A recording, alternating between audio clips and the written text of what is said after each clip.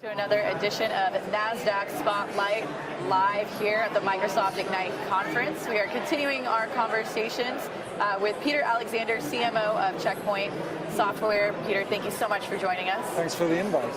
So tell us a little bit more about Checkpoint. So Checkpoint is a cybersecurity company based in Tel Aviv, but a global organization listed on the Nasdaq. And we're one of the largest, if not the largest, cybersecurity company, very much working with the enterprises that are engaged with Microsoft.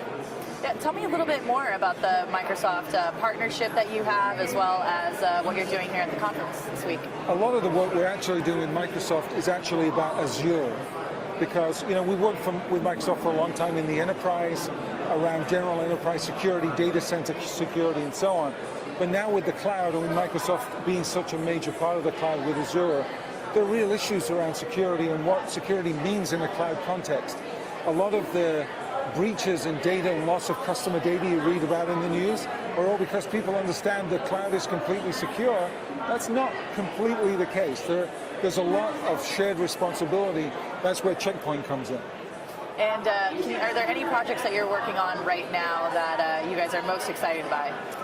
Well, right now we say we're in the fifth generation of cyber attacks, needing fifth generation cybersecurity. So, historically the different generations have been around things like virus scanning, network security, application protection. We saw a lot of polymorphic malware coming out in the fourth generation. Now these big cyber attacks like WannaCry and Petya last year, they really created a whole new set of problems, included in the cloud, as that's an attack vector, including in mobile. So we're really focused on fifth generation cybersecurity and working with Microsoft around securing the cloud and securing the mobile user. That's no small task. Yeah, right. Right. So tell me a little bit more about some of what you're hearing from clients. What are their concerns? You mentioned a myth, where people think that it's all secure, but maybe not. I'd love to hear more about that. Yeah. Well, there's a lot of misconceptions in cybersecurity. I think there's some complacency in cybersecurity, which you really got to be careful with. A lot of companies are only in the second or third generation of cybersecurity that they've deployed, and they're facing fifth generation cyber attacks.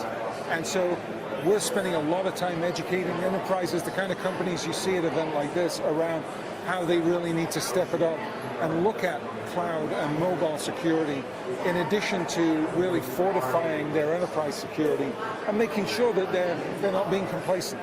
Right, complacency is something you have to battle. So what about, when you think about what's coming next in the industry, what most excites you? Well, we think the next generation is around the Internet of Things and the need for security around that. We've already seen examples of security cameras being used to violate or provide DDoS attacks and violate security environments. We saw an example of a casino that was hacked through the temperature control system for the fish tanks in the lobby. IoT is a real issue, and so nano cybersecurity in many respects is what we think is the next wave. It's very exciting because there's such a diversity of things in the IoT world.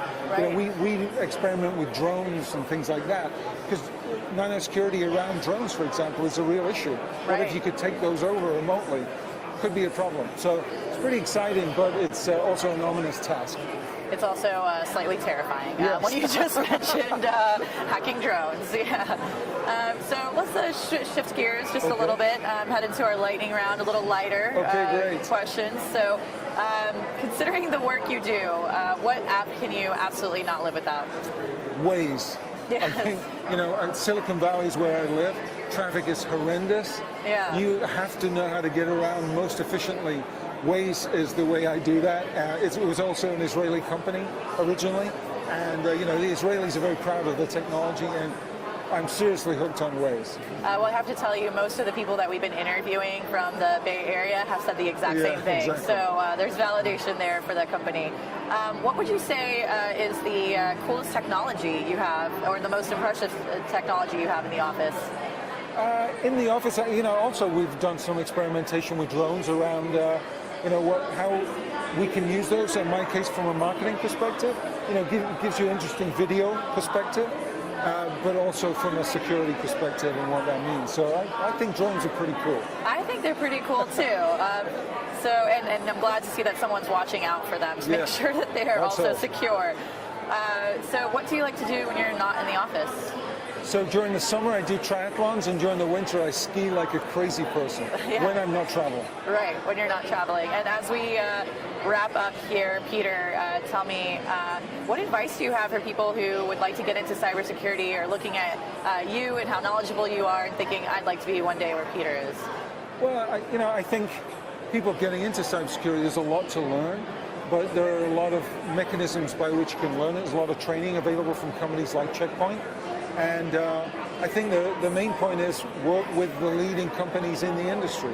And there are so many startups. They're very niche technologies. I think if you want a long-term career in cybersecurity, it's good to have experience with some of the bigger companies.